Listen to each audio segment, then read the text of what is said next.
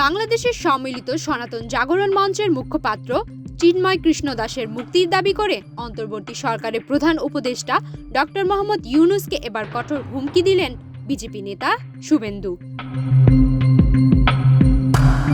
সেই সঙ্গে বাংলাদেশে চিরতরে আলু পেঁয়াজ রপ্তানি বন্ধের হুঁশিয়ারিও দিয়েছেন পশ্চিমবঙ্গের বিজেপির এই শীর্ষ নেতা।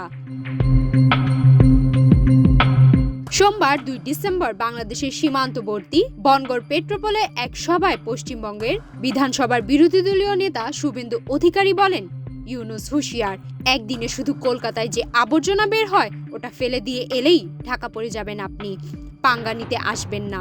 ইডেন বে কক্সবাজার সমুদ্র সৈকতের উপর নিজেদের একটি ঠিকানা। মাত্র ৫ লাখ টাকায় আপনিও হয়ে যেতে পারেন এই হোটেলের মালিক।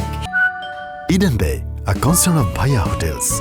অন্তর্বর্তী সরকারকে ইতিহাস স্মরণ করিয়ে দিয়ে শুভেন্দু বলেন, ১৯৭১ সালে ১৭,০০০ ভারতীয় জওয়ান আত্মবলিদান দিয়ে এই বাংলাদেশ তৈরি করে দিয়ে গেছেন, ভুলে যাবেন না। কেউ যদি অতীত ভুলে যান তার ভবিষ্যৎ ভালো হয় না, ভালো হতে পারে না ভবিষ্যৎ। গত ২৪ ঘন্টা ধরে পেট্রোপোল সীমান্ত দিয়ে পণ্য চলাচল বন্ধ রয়েছে। সোমবারের জনসভায় শুভেন্দু বলেন, আমরা ঘোষণা করেছিলাম পেট্রোপোল সীমান্ত দিয়ে আজ বাণিজ্য বন্ধ থাকবে। আজ সকাল ৬টা থেকে বাণিজ্য বন্ধ আছে। এটা ২৪ ঘন্টা চলবে, আগামীকাল সকাল ৬টা পর্যন্ত। এটা ট্রেইলার দেখিয়ে গেলাম। অত্যাচার বন্ধ না হলে এর পরের সপ্তাহে আমরা ৫ দিন বন্ধ করব। তারপর ২০২৫ সালে আমরা লাগাতার বন্ধ করে দেখব ওরা আলু পেঁয়াজ কিভাবে খায়। আমাদের নাম ভারতবর্ষ।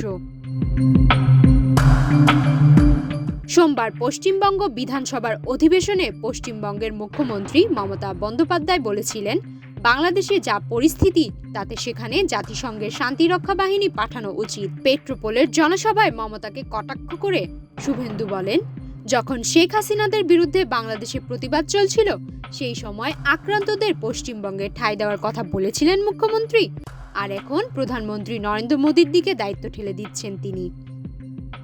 সুমায়া মিতু, বাংলাদেশ প্রতিদিন।